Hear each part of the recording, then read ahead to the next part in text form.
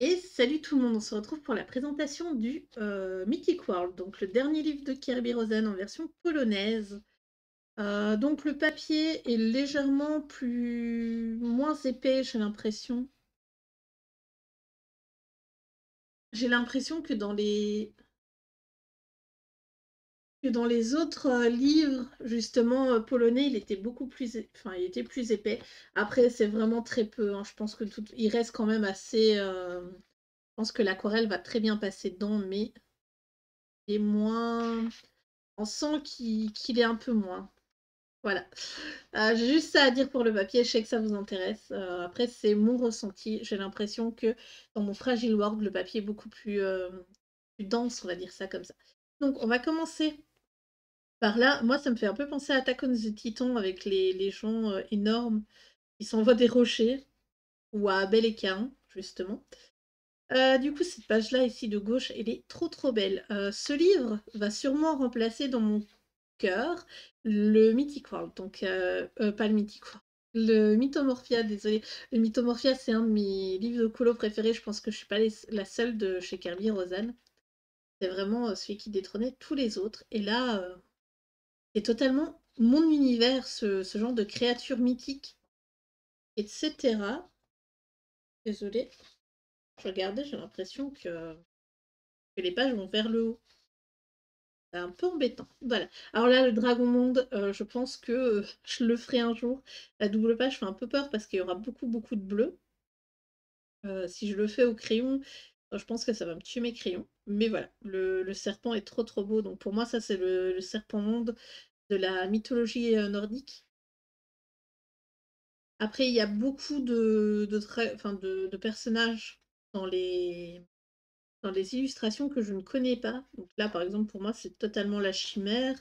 Mais ici, à part celui-là qui me fait très penser à la Reine des Neiges 2, et à côté, je vois pas du tout ce que c'est, hein, l'espèce de dryade. Donc à la fin du livre, vous avez justement les noms des personnages et un peu un texte un petit peu explicatif. Mais voilà, il est en polonais. Donc pour traduire ça, il faut justement que vous ayez le téléphone, par exemple, et que vous venez avec une application de traduction via les photos. Si vous la connaissez pas, demandez-moi dans les commentaires, j'essaierai de vous la trouver. Mais oui, donc il faudra cette appli de trad pour justement savoir un peu de quoi est référée l'image. Enfin, à quoi elle fait référence. Et vous avez ici en bas maintenant le chiffre de la page. Donc ça c'est nouveau, ça n'existait pas avant. Je pense que c'est pour justement l'explication parce que avant, moi je préférais d'ailleurs avant avec les petites illustrations où ils cachaient des doodles. Donc là, il n'y en a pas du tout. Il n'y a pas du tout de doodle dedans ou d'objets cachés à retrouver. C'est vraiment l'illustration telle quelle. Donc voilà, ce colo-là aussi, il est trop beau. Il me fait un peu penser à un Pokémon qui aurait perdu la tête là dans la version Arceus. Enfin, je sais plus du tout, un Chartor ou quelque chose comme ça. Donc voilà. Et on a, je pense que c'est des femmes oiseaux et pas des harpies. Parce qu'elles ont juste les ailes et les harpies, il me semble qu'elles ont des bras. Il y a cette image-ci, du coup, de centaure que je trouve magnifique. Il est trop trop belle. Là, on a vampire et loup-garou. Celle-là, pour Halloween, elle pourrait être pas mal. Je pense que je me la garderai pour Halloween. Ici, les quatre esprits. Je suppose que c'est quatre esprits principaux chinois, hein. Le dragon, le phénix, le tigre et le serpent. Là, ici, cette île aussi, elle est trop, trop jolie. Espèce d'esprit des eaux qui joue de la musique. Alors, vu qu'il y a beaucoup de crânes, je pense qu'il attire des humains ou quelque chose comme ça. Là, on a un poisson avec Bouddha devant qui le stoppe ou qui va se faire manger, je sais pas trop. Voilà. Après, il y a des animaux comme ça, enfin, des monstres, je suppose, qui, qui me laissent perplexe. Que l'espèce de crâne d'éléphant sur un serpent. Là, je pense que ça, c'est Tsukuyomi, hein, avec le lapin et la lune en fond. Faudra voir. Je n'ai pas vraiment été traduire. Il y a une colo-copine qui m'a proposé de screen le sien, vu qu'elle, elle le prendra en français. Donc voilà.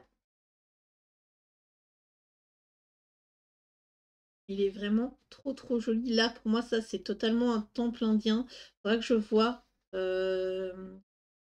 si les temples, ils les mettent, comment dire, ils les mettent de plein plein de couleurs, ou si justement c'est de la brique. Là, on a un dragon avec une ville sur le dos, mais ils sont trop trop beaux. Et du coup, là, on a la couverture. Donc, la couverture, elle est ici mise en couleur. C'est vraiment chouette. Après, me connaissant, j'utiliserai sûrement des couleurs naturelles, si je puis dire. Donc là, on a les pages avec ce qu'on a. Là, par exemple, le Kappa, le typhon Minokawa, ça devait être Minotaure, je pense. Je suis pas sûre. Baba Yaga, c'est la. Voilà. On a quand même possibilité de comment dire, de deviner, voilà, oui, on va dire ça comme ça, de deviner ce que c'était. Mais bon, on verra. Donc là, il y a des poissons qu'il y avait sur l'illustration de la baleine. Et donc voilà. Moi, personnellement, je préférais quand ils mettaient les petites images des illustrations. Du coup, j'espère que cette présentation de livre vous aura plu, que le... N'hésitez pas à me dire si vous avez craqué ou à me proposer peut-être un duo dans ce bouquin. Il n'y aura vraiment pas de souci. Du coup, je vous dis merci d'avoir regardé et je vous dis à très bientôt. Bye bye.